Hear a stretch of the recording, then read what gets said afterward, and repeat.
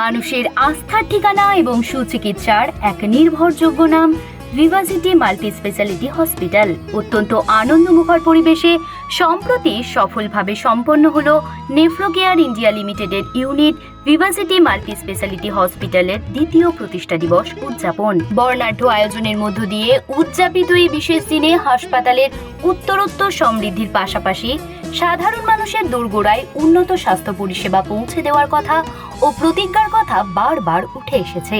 সুসময়ে কিংবা দুঃসময়ে মানুষের যে কোনো প্রয়োজনে সর্বদা আস্থার প্রতীক হয়ে পাশে থাকার কথা জানিয়েছেন চিকিৎসক মহল ও কর্তৃপক্ষ। তবে এই আনন্দ আয়োজনের মধ্যেও এদিনের সবচেয়ে বিশেষ এবং আকর্ষণীয় পর্বটি ছিল বেস্ট সোশ্যাল কমিউনিকেটর অ্যাওয়ার্ড বা সেরা সামাজিক যোগাযোগ পুরস্কার পর্ব। হাসপাতালের সঙ্গে যুক্ত বিশিষ্ট চিকিৎসকরা কিভাবে সাধারণ মানুষের সঙ্গে আরও নিবিড়ভাবে যোগাযোগ স্থাপন করেন, তাদের আস্থার জায়গা তৈরি করেন এবং সঠিক সময়ে সঠিক পরিষেবা পেতে উদ্বুদ্ধ করেন, সে কথাই উঠে এসেছে তাদের মুখে। চলুন শুনে নেওয়া যাক।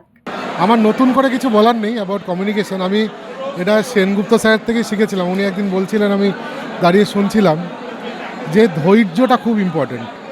মানে যদি আমরা পেশেন্টের সাথে কথা বলার সময় ইমপেশেন্ট হয়ে যাই, তাহলে somehow patient starts believing that we are not keen or interested in their problems.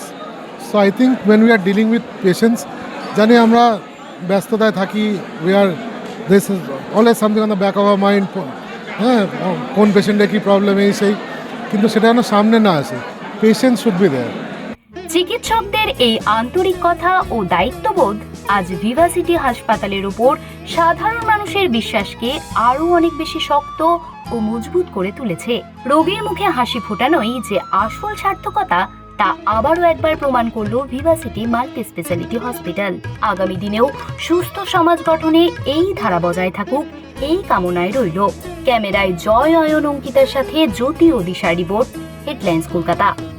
আনন্দ আর ভালোবাসার দীপ্তিতে গড়া সমুজ্জ্বল পরমা, ঠিক তোমারই মতো। শ্যাম সুন্দর কোম্পানি জুয়েলার্স, আগরতলা, উদয়পুর, ধর্মনগর, কলকাতা।